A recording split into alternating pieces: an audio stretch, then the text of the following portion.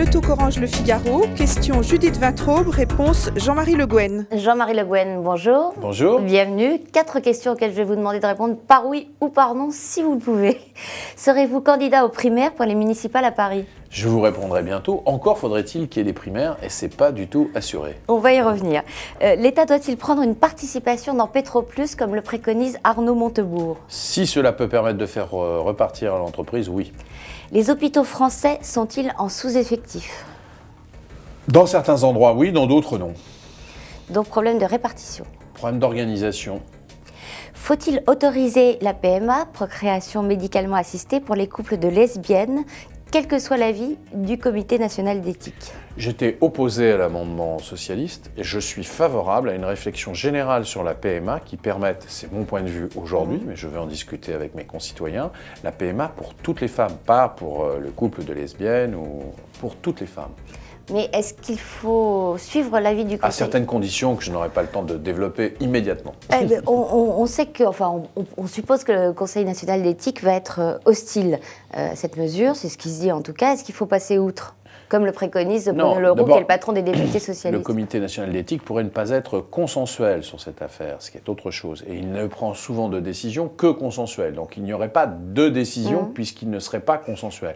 Par ailleurs, c'est bien le Parlement qui fait la loi. L'intérêt du Comité national d'éthique, c'est de poser les bases éthiques d'une discussion qui, après, passe au plan politique et démocratique. Ce couac entre Jean-Marc Ayrault, qui a dit « on attend l'avis du Conseil national d'éthique la fin de l'année » et Bruno Le Roux qui a dit « on n'attend pas et on déposera un amendement pour cette procréation médicalement assistée, quel que soit l'avis », c'est quoi? C'est un dysfonctionnement technique ou c'est une divergence de fond? Que ce soit ce qu'a dit Jean-Marc Ayrault, Bruno Le Roux. Bruno Le Roux dit que la position du groupe BFM la semaine dernière. Il a dit, je l'ai bien entendu, il a dit que la position du groupe était toujours celle-là et donc il irait dans ce sens. Il n'a pas dit à quel moment et quel titre, puisque le projet de loi. Non mais attendez, le projet de loi, la discussion, il est sur le projet de loi famille. Le projet de loi famille pouvait venir en mars, il ne viendra évidemment pas en mars. Donc ce n'est pas en mars que Bruno Le Roux mettra cet amendement. Il le mettra quand le texte famille viendra en discussion. Et il viendra en discussion quand le Comité national d'éthique se sera interpellé. Mais c'est bien aux députés de faire la loi, quoi qu'il arrive, et non pas au Comité national d'éthique. Comment refuse-t-on la gestation pour autrui aux couples d'hommes si on autorise la PMA aux couples de femmes? Parce qu'il y a un débat sur la personne tiers. C'est-à-dire que je choisis ou pas de faire une PMA, c'est mon choix à moi, dans un cadre éthique général. Par contre, le problème de la GPA pose le problème de la tierce personne, c'est-à-dire la personne qui porte la grosseuse. Donc il n'y a pas de symétrie. On ne peut pas dire c'est pour l'un, c'est pour l'autre. Dans l'autre cas, il intervient une tierce personne. Alors après, on peut avoir une position, quelle est votre opinion, etc. Moi, personnellement, je pense qu'il n'est pas imaginable aujourd'hui d'accorder la GPA. Je ne dis pas, quand on aura une discussion un peu longue sur, par exemple, l'anonymat du donneur, je ne dis pas qu'on ne sera pas amené à se poser d'autres questions dans certains cas, mais je n'imagine pas que dans cette mandature, on ait la possibilité de légiférer sur la GPA en France. Est-ce qu'en donnant la nationalité française aux enfants nés de GPA à l'étranger, la circulaire Taubira ne va pas encourager cette pratique? Non, c'est une réaction humaine et citoyenne que je comprends et que je soutiens tout à fait. Ça n'a rien à voir avec l'acceptation ou pas de cette pratique. Alors cette circulaire a été contestée. Il y a une autre circulaire que le Parisien a révélée ce matin qui est également contestée. C'est celle de la ministre de la Santé Marisol Touraine qui menace de sanctions pénales et financières les gynécologues qui orienteraient leurs patientes vers des PMA à l'étranger. Je vous propose, avant de réagir, d'écouter ce qu'en disait Najat Vallaud-Belkacem ce matin. Les gynécologues sont menacés de sanctions s'ils orientent leurs patientes à l'étranger pour pratiquer la PMA contre rémunération.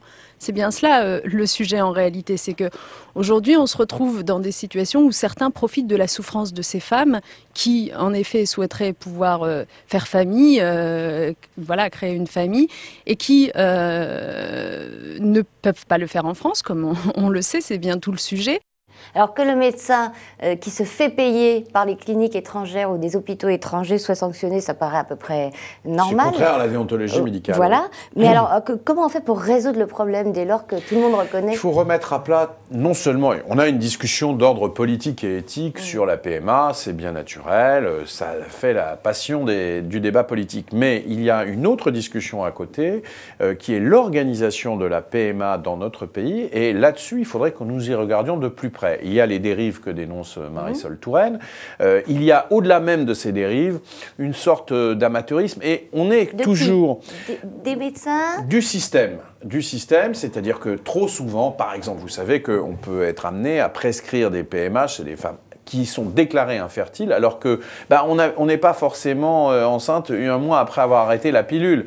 Donc, il y a des gens qui poussent un petit peu trop à la PMA. Il y a une vision parfois un peu trop marchande, d'ores et déjà, dans notre pays, de la PMA. Donc il faut remettre de l'ordre scientifique et éthique. C'est aussi de la part du candidat parent, qui veut tout de Le suite. candidat parent peut de tout aussi, il y a une forme de convenance, mais même, vous savez, non seulement pour la PMA, mais pour les accouchements. Vous avez une demande d'accouchement, par exemple, déclenchée, parfois par césarienne.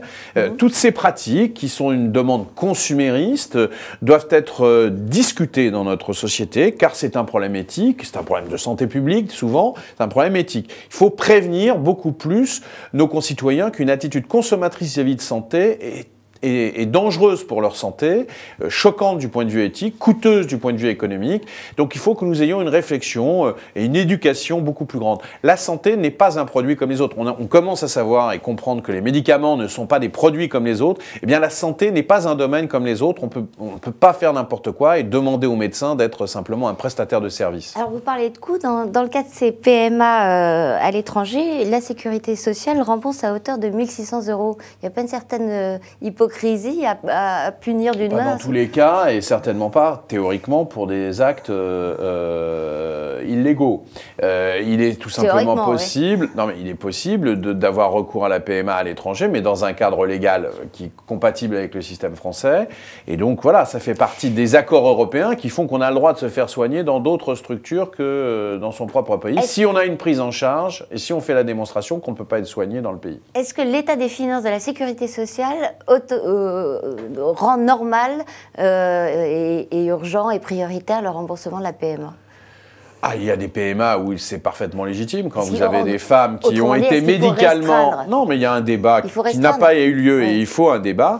Non, aujourd'hui, c'est très restreint la prise en charge de la PMA. Si ce n'est que pour des femmes. Si c'est ouvert aux couples Moi, de lesbiennes... personnellement, je ne pense pas... C'est pas le problème des couples de lesbiennes, c'est le problème pour toutes les femmes qui n'ont pas de raison médicale, toutes les femmes qui n'auraient pas de raison médicale, y compris lesbiennes, ou d'autres, mais toutes les femmes qui n'ont pas de raison médicale, je pense que le remboursement ne doit pas intervenir.